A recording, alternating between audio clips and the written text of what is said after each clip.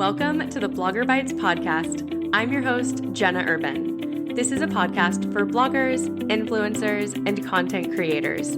Here, I'll share transparent advice plus emerging tools and platforms to empower you to establish your brand, serve your audience, and monetize your influence. I'm so happy you're here. In today's episode, we're chatting all things Google Web Stories. I'm answering questions such as, what are Google Web Stories? And where do you find them? What are the benefits of web stories for bloggers? How do you create web stories quickly and easily?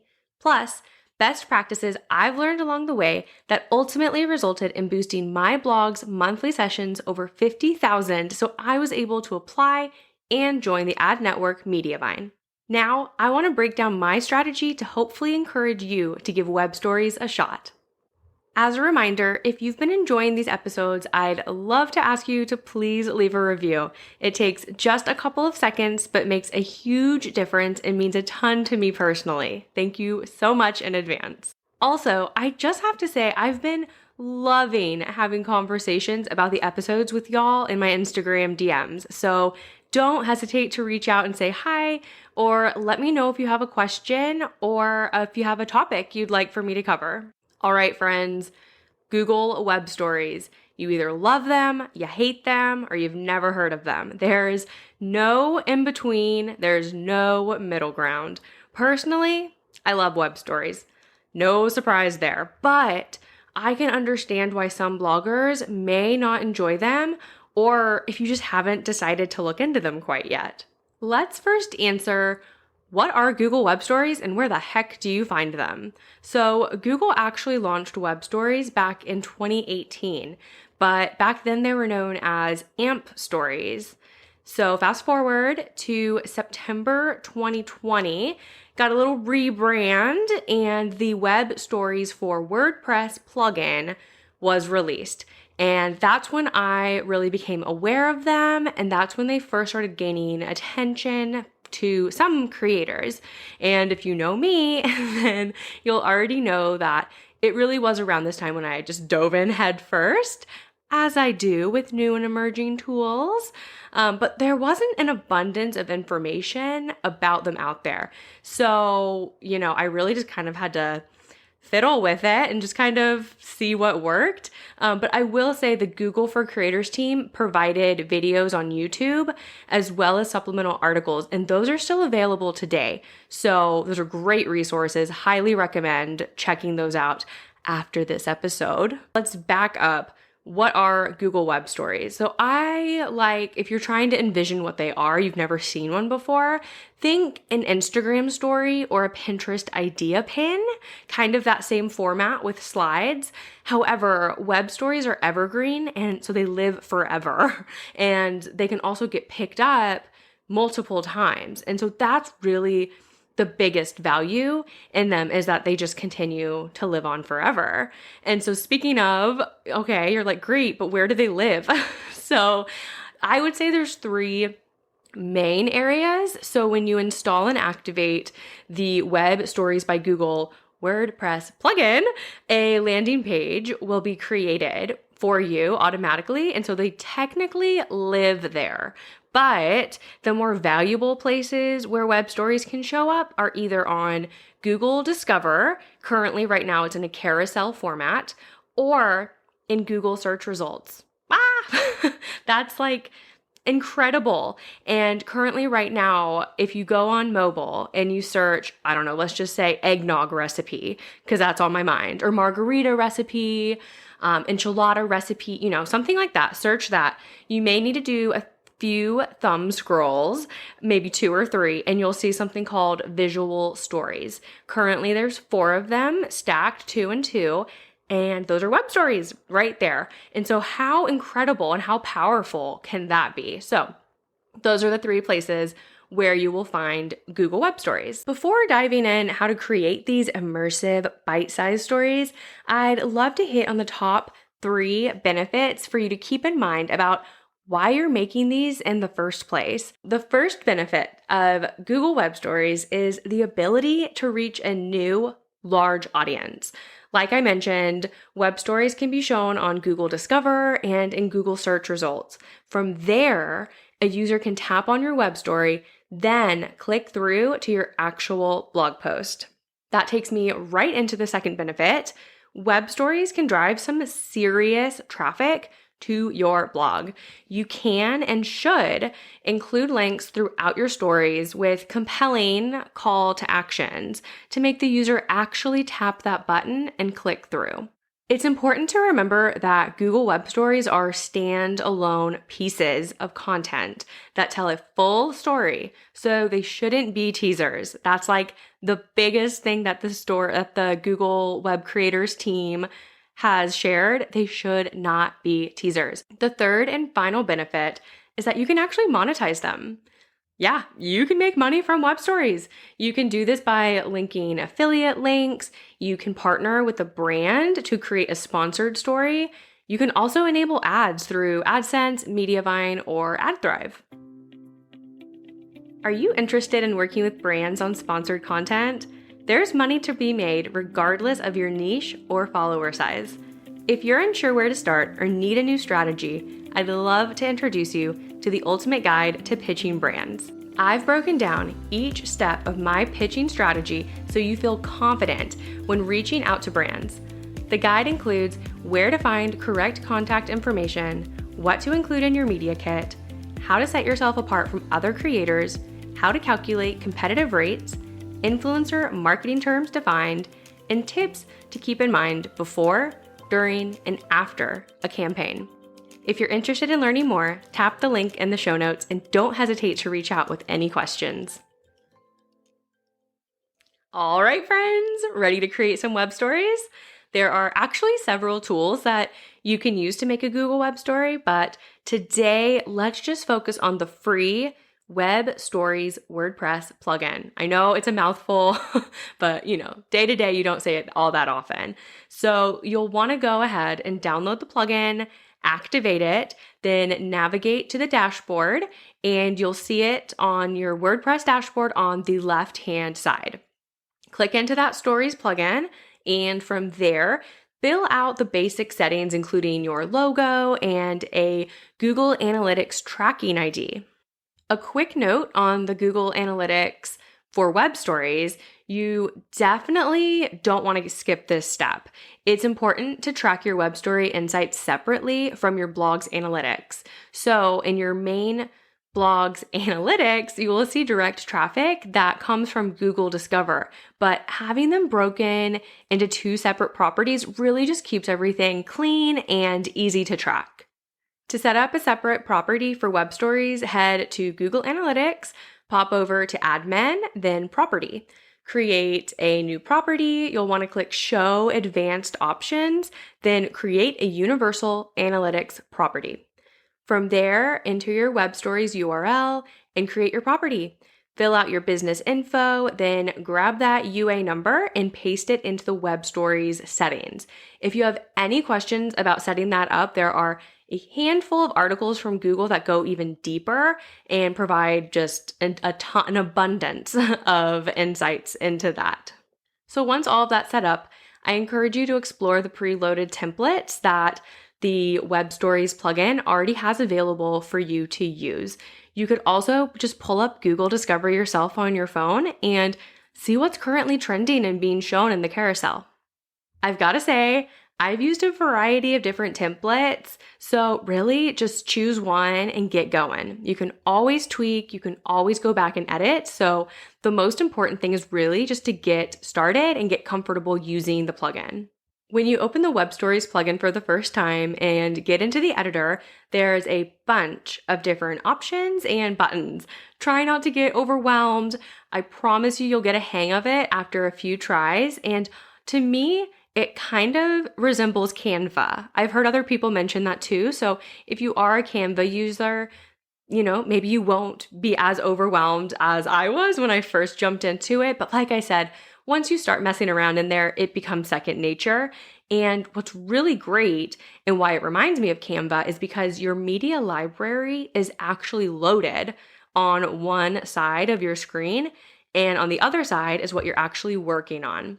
So you'll want to build your web story right in that plugin, as all your media is already uploaded there. If you don't have a specific image or video, you have access to third-party media, which is just incredible. So for example, let's say I'm making banana bread, but I don't have just a picture of bananas just on my counter. I can use a third-party image just of bananas in my web story. Pretty cool, right?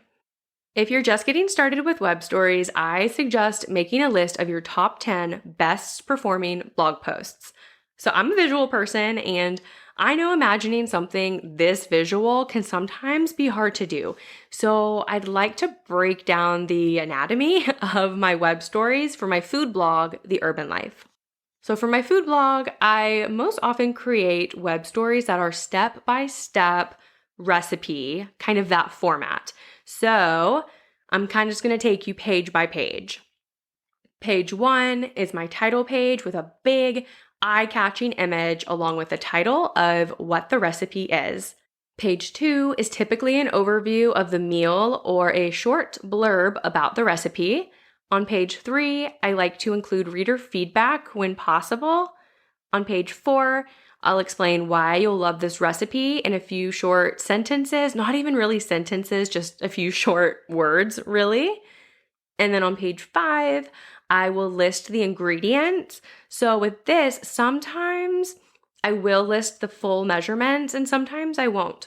And as I go through these and as you create your own, just keep in mind that you can always go back in and edit your stories. So as a quick note too, if you notice your stories aren't getting picked up and discover, try tweaking your template or format around. That's kind of what I meant by sometimes I include measurements, sometimes I don't. You just kind of got to experiment and play around and see what users gravitate towards. Page 6 to 9-ish are generally the recipe instruction steps, step 1, 2, 3, 4, blah, blah, blah. And then a final page that includes a call to action to save the recipe for later. Sometimes I'll switch it up with an author bio that encourages users to join my subscriber list for more recipes. But again, I go between the two. I toggle between the two. So if you're not in the food or recipe niche, I don't want you to get discouraged. I've seen plenty of travel bloggers and beauty bloggers and lifestyle bloggers have success with these too. So don't get discouraged if you're not a food blogger. I know a majority of my audience listening in, we are food bloggers, but there's room here for everyone. Now, as you're creating these web stories, keep these best practices in mind. Try and keep your web stories to a minimum of 8 to 10 slides. Include a link to encourage users to click through to your blog. If you don't have video clips, don't get discouraged. You can use just images and add animation to them, which creates some movement. And those animations can be fun, but too many are distracting. So just be mindful of that. Make sure to use a large and legible font throughout. The plugin actually has a checklist of reminders, including quick tips that will help guide you. So don't be too concerned about that, but there are some parameters there just to keep in mind. Consider creating web stories for trending content you see online or on social media. And lastly, remember that these stories should be a user-first style of content. So like I was saying, give the users as much information as possible while keeping text to a minimum and encouraging that click-through. One of the most common questions I receive about Google Web Stories is how many should we be creating? And that's such a hard question to answer because the answer is ultimately up to you based on how much time you want to invest in these stories. So I can tell you that when I was consistently posting web stories, they all seemed to perform better than if I was doing a one-off story every now and then. So to answer that question, it could be once a day, it could be 3 times a week, but I really do believe that consistency is key. So, try to remember that. In one of the recent plugin updates, you're actually able to schedule out web stories. This is a major win for us because now we can batch create these stories at once, and rather than push them all out that same day or that same hour, depending on how fast you are, we can kind of drip them out once a day or maybe, a couple times a week, whatever frequency you choose, but you can batch create them and schedule them out. And just what a win is that? That's a fairly new feature within the plugin. So be sure to keep your plugin up to date as, these things are getting updated somewhat frequently. I'm so enthusiastic about web stories due in large part to the success I had with them. It took several months for me to find a rhythm with them and really create that content consistently. But once I identified my rhythm and it was like I found the missing piece to a puzzle and it just all came together beautifully. I went from posting sporadically with no real strategy to dedicating about 30 minutes every day to identify seasonal or trending content and create a web story that linked back to that corresponding blog post. I actually watched my web stories grow from getting around 2,000 views to over 22,000 views in just 1 month. And really what switched was my strategy and consistency. That's all that switched. So going back to how frequently should you create them? I mean, once a day got me to where I wanted to be, but it's not exactly sustainable. But if you can say, okay, I'm going to try to do this once a day, every morning with my morning cup of coffee for a month or for 2 months or 3 months or, whatever you determine, maybe that's a good strategy for you. That is what I did. I decided Q4, I'm posting at least one every single morning. And that's what I did. I'm not saying that's what you should do, but I do believe that consistency is key. So just like a reminder, I was saying you can schedule these stories out, maybe dedicate a whole day or an afternoon just to creating web stories and schedule them out once a day. I think that's a more sustainable strategy rather than what I was doing, sitting down every morning and identifying, okay, what seasonal content am I going to post today? Or, okay, I see this recipe is trending all over TikTok. I'm going to create a web story for it. Rather than doing that, you can really sit down, kind of identify those posts and schedule out. And then of course, if you have extra time, then do more than one a day. Why not? So going back to that giant increase I saw in my web story views, that's great and all. And even, the following months, I continued to see great percentage increases, but that's cool. But what's most impactful is that those web story views converted to over 15,000 website sessions. And it really ultimately, that along with a couple other strategies I was working on, such as keyword research and Pinterest, it boosted me over that 50,000 monthly sessions, which is what's required to qualify for the ad network Mediavine. And so, I was able to accomplish that with help from web stories. And so if you are also in that place where you just need a boost, then I highly recommend giving web stories a shot. Or not even if you want to, get to Mediavine, but maybe you want to get to whatever the next level in your mind is. This is great for boosting those views. I hope hearing my experience with web stories along with their benefits and best practices encourages you to give them a try or not to give up on them if you've been at them for a while. If you found value in this week's episode, I would really appreciate you leaving me some feedback through ratings and reviews. And if you have any topics you'd like for me to cover, again, please send me an email or DM on Instagram. I'd love to connect and chat with you. If you'd like to learn more about Google Web Stories, I'm going to drop some links in the description to my show notes, my written Blogger's Guide to Google Web Stories blog post, and additional resources I found valuable since I've started creating web stories. Thanks so much for joining me, Jenna Urben, in this episode of Bloggerbytes. See you next time.